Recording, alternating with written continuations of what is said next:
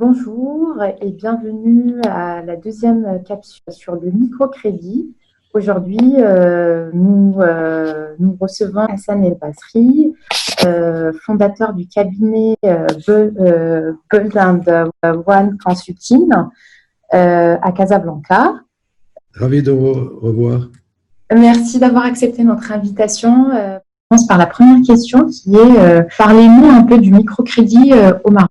Le microcrédit au Maroc est apparu à la fin des années 90. Il était, disons, avant l'initiative de quelques associations qui se sont fixées comme objectif de lutter contre la précarité, mais ils étaient dans une option classique d'assistance. À l'époque, nous n'avions pas une idée sur le microcrédit lui-même. Et donc, c'est à l'initiative d'un grand organisme international de coopération qui est venu me voir lorsque j'étais à la direction des Trésor pour me parler d'un projet de mise en place de microcrédit au Maroc. Et c'était l'occasion pour moi aussi de prendre connaissance de ce produit-là. Et j'étais vite séduit parce que pour la première fois, on envisage une réponse financière à la lutte ou une solution financière à la lutte contre la pauvreté, qui va évidemment contraster avec les anciennes méthodes d'assistance que vous connaissez tous.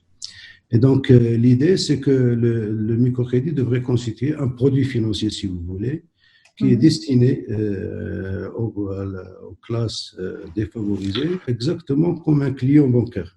Et ça, c'est très important parce que même psychologiquement, la personne qui est dans une situation de précarité se sent responsable et non pas quelqu'un d'assisté.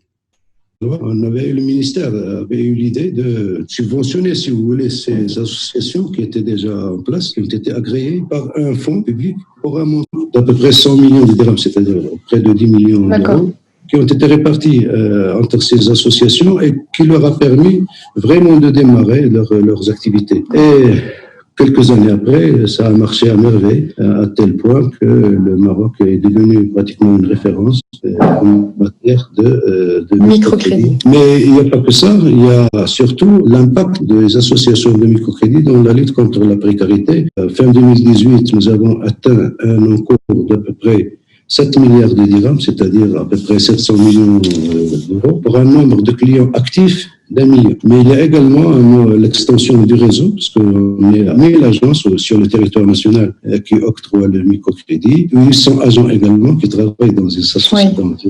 Création d'emplois. Et les associations ont entrepris par la suite ce qu'on appelle un processus de bancarisation des micro-entrepreneurs. Quand un micro-entrepreneur passe de l'association de microcrédit à la banque, c'est que la mission de l'association a été autorisée à commercialiser des produits d'épargne, les produits d'assurance, notamment l'assurance vie et l'épargne éducation pour les enfants. Et se sont également mis à financer la construction de logements. D'accord. Faire un petit rappel de type de projets qui sont financés par les institutions de microcrédit au Maroc. Généralement, ce sont les très petits entrepreneurs et les très petits commerçants. Mais il y a également la place de la femme dans les bénéficiaires. C'est un point qui est très important parce que les associations de microcrédit font pratiquement du 60-40, 60 femmes, 40 hommes. Et ça s'adresse aux femmes justement qui sont dans leur foyer, par exemple, qui font les tapis, qui font des choses comme ça et qui ont été vraiment impulsés, si vous voulez, par le microcrédit. Ils sont devenus, justement, ils ont pu s'organiser en coopérative, lancer de leurs produits, les commercialiser. Parce que le microcrédit, ce n'est pas que le crédit qu'on octroie. Oui. Ça, c'est un point qui est très important. C'est l'accompagnement, justement, du bénéficiaire pour pouvoir l'aider à monter et à finaliser et à réussir son projet. C'est une diversité, donc, de secteurs qui ont été concernés. Il y a également la micro-entreprise agricole. Il y a les artisans également. Bon, il y a évidemment, soit les marchands ambulants ou les marchands etc. Donc vraiment une très très grande diversité de la clientèle. On va passer à la troisième question. Quelles sont les obligations réglementaires en matière de gouvernance des institutions de microcrédit au Maroc? Au départ, les associations de microcrédit étaient sous la tutelle et sous le contrôle du ministère des Finances. À l'époque, on avait mis également un ensemble d'obligations avec des comités de suivi, etc. Mais le changement le plus important, c'est lorsque la loi bancaire marocaine a changé et elle a mis les associations de microcrédit sous la tutelle de la Banque centrale, de Banque al-Maghrib.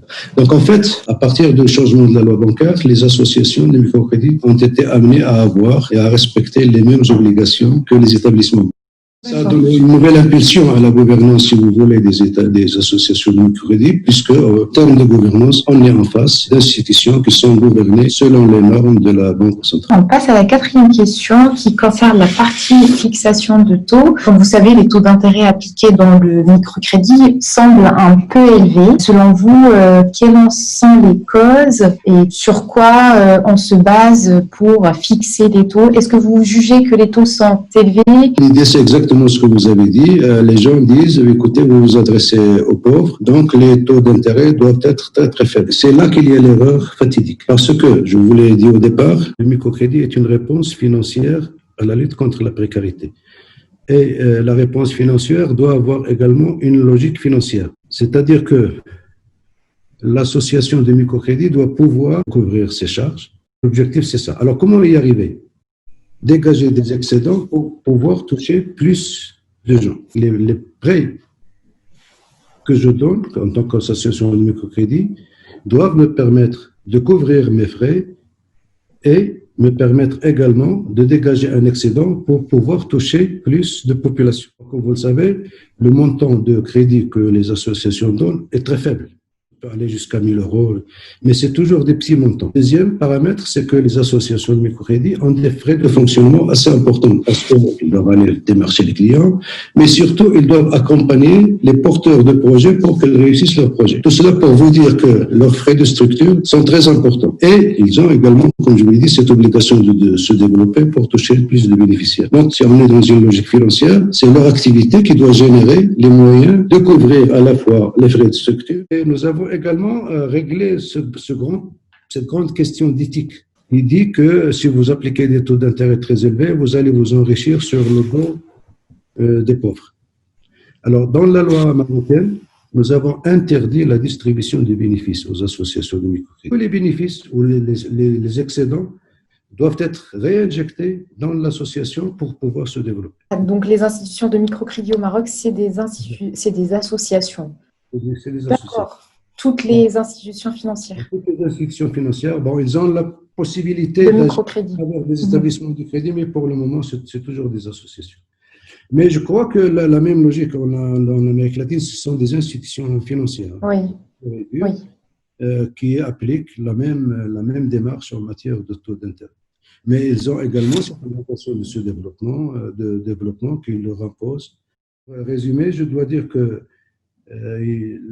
ce serait une erreur fatale que de fixer le taux d'intérêt pour le microcrédit dans une loi. Ce taux d'intérêt doit être déterminé sur la base de critères, notamment la couverture des frais de fonctionnement et cette possibilité également de développement des associations pour pouvoir toucher plus de personnes. C'est très important parce que c'est le recours au crédit bancaire qui a permis à ces associations de microcrédit de se développer de la façon que j'ai évoquée tout à l'heure. Écoutez, Monsieur El-Bathri, merci d'avoir accepté cette interview et je vous dis à bientôt. Merci beaucoup. Merci.